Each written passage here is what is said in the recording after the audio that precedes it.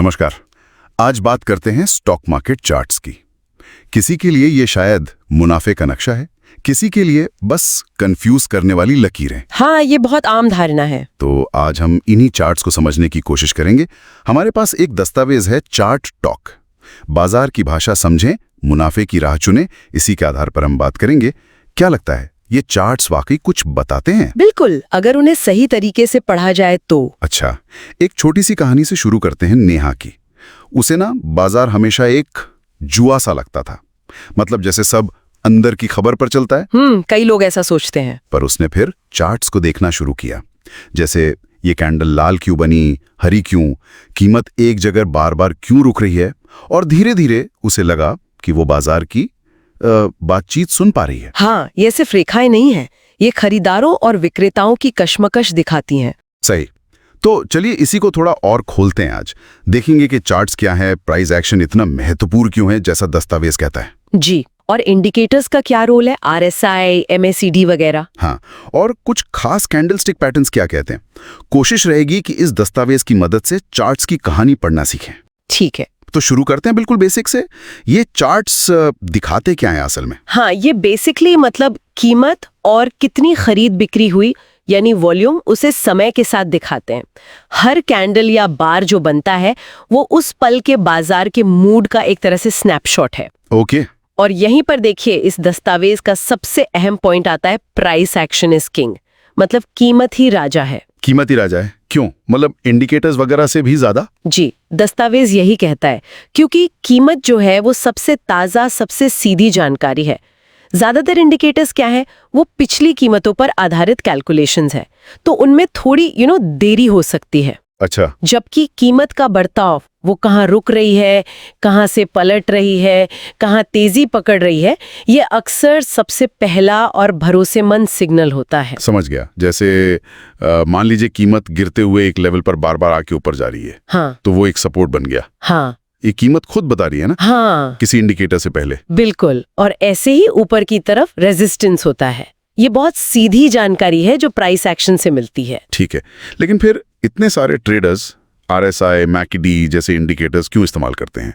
अगर price action ही सब कुछ है तो इनकी क्या जगह है? ये दस्तावेज क्या कहता है इनके बारे में? ये बहुत अच्छा सवाल है, और दस्तावेज इन्हें नकारता ही है। वो कहता है कि ये सहायक है, बॉस नहीं। सहायक मतलब इनका काम है पुष्टि करना या फिर आपको एक्स्ट्रा कॉन्टेक्स्ट देना।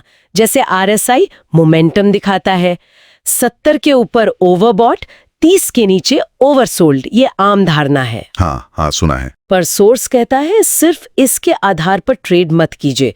देखिए कि क्या प्राइस एक्शन भी पलटने का इशारा कर रहा है, क्या कोई पैटर्न बन रहा है। यहीं पर डाइवर्जेंस जैसी चीजें काम आती है, जब इंडिकेटर कुछ और कह रहा हो और कीमत कुछ और। Okay, divergence. जी, और MACD ट्रेंड और मोमेंटम का संगम दिखाता है। ये सब बहुत उपयोगी हो सकते हैं, पर तभी जब आप इन्हें प्राइस एक्शन के साथ मिलाकर देखें। अकेले इंडिकेटर पर भरोसा करना, वो शायद नेहा वाली गलती होगी शुरुआत में। समझ गया। तो ये फिल्टर या कंफर्मेशन टूल की तरह है। अच्छा, और कैंडलस्टिक पैटर्न्स दस्तावेज में उनका भी जिक्र है। ये छोटे छोटे फॉर्मेशन क्या खास बताते हैं? ये बाजार की उस छोटी अवधि की साइकोलॉजी, भावना, उसको पकड़ने में मदद करते हैं। जैसे दस्तावेज में कुछ क्लासिक पैटर्न दिए हैं। डोजी कैंडल, ये अक्सर अनिश्चितता दिखाती है, मतलब खरीदार और बेचने वाले दोनों कंफ्यूज्ड हैं। अच्छा। फिर है बुलिश एनगल्फिंग। इसमें एक बड़ी हरी कैंडल पिछली लाल कैंडल को पूरा कवर कर लेती है। ये एक मजबूत तेजी का संकेत हो सकता है। राइट। या फिर हैमर, ये गिरावट के बाद बनता है, एक हथौड़े जैसा दिखता है। ये इशारा कर सकता है कि शायद अब यहाँ से कीमत ऊपर जा सकती है। नेहा ने भी इन पैटर्न्स को अपनी ट्रेडिंग में शामिल किया था। ये दिलचस्प है। तो ये हुए चार्ट पर दिखने वाले सिग्नल्स, लेकिन क्या सिर्फ मान लीजिए 5 मिनट का चार्ट देखना काफी है या कोई और तरीका है? बिल्कुल नहीं। और यहीं पर दस्तावेज एक और बहुत जरूरी बात कहता है, multi time frame analysis. Multi time frame? हाँ, मतलब एक ही समय में अलग अलग टाइम फ्रेम के चार्ट देखना। जैसे कोई ट्रेड लेने से पहले डेली या वीकली चार्ट पर बड़ा ट्रेंड देखिए, फिर घंटे वाले चार्ट पर सपोर्ट रेजिस्टेंस जैसे लेवल पहचानिए और आखिर में एंट्री या एग्जिट के लिए 5 या 15 मिनट जैसा छोटा टाइम फ्रेम देखिए। अच्छा, इससे एक बड़ी पिक्चर मिलती है। बिल्कुल, इससे आप छोटे टाइम फ्रेम के झूठे सिग्नल से बच सकते हैं। नेहा ने जब ये अपनाया तो उसने पाया कि कई बार 5 मिनट पर खरीदो का सिग्नल आ रहा होता था, लेकिन डेली चार्ट पर स्टॉक ठीक रेजिस्टेंस पर खड़ा होता था, तो वो बच गई। ये तो बहुत प्रैक्टिकल टिप है। और इस सब को देखने के लिए शायद चार्ट को साफ सुथरा रखना भी जरूरी होगा। बहुत सारी लाइनें, इंडिकेटर्स कंफ्यूजन पैदा कर सकते हैं। हाँ, बिल्कुल। दस्तावेज इस पर भी जोर देता है, सादगी। लेखक का सुझाव है कि स्क्रीन पर बहुत ज्यादा चीजें ना भरें। 2-3 जरूरी इंडिकेटर, साफ ट्रेंड लाइन, सपोर्ट रेजिस्टेंस, बस। चुने कि आपके लिए क्या काम करता है और उसी पर फोकस करें। सही। तो प्राइस एक्शन पर फोकस, इंडिकेटर से कंफर्मेशन, पैटर्न पहचानना, मल्टी टाइम फ्रेम देखना और चार्ट साफ रखना। क्या कुछ और बचा है जो इस दस्तावेज के हिसाब से जरूरी है? हाँ, एक चीज जिसके बिना ये सब अधूरा है, और वो है बैक टेस्टिंग। बैक टेस्टिंग मतलब कोई भी रणनीति या पैटर्न जो आपने सीखा है, उसे पिछले डेटा पर टेस्ट करना, देखना कि क्या वो वाकई काम करता है, कितना रिटर्न देता है, कितना रिस्क है।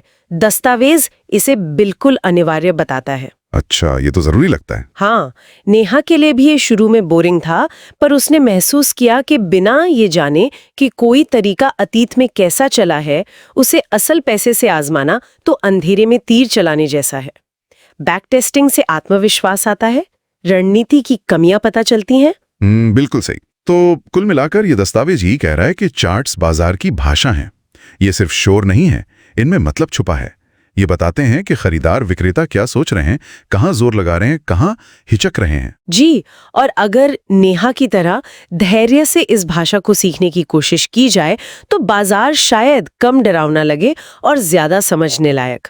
ये कोई जल्दी अमीर बनने का तरीका नहीं है, ये एक स्किल है जिसे समय के साथ सीखा और बेहतर किया जा सकता है। बिल्कुल, जैसा कि इस सोर्स में एक लाइन है, चार्ट बात नहीं करता, वो चिल्लाता है। सुनना आपको आता है तो मुनाफा मिलेगा। बहुत अच्छी लाइन है।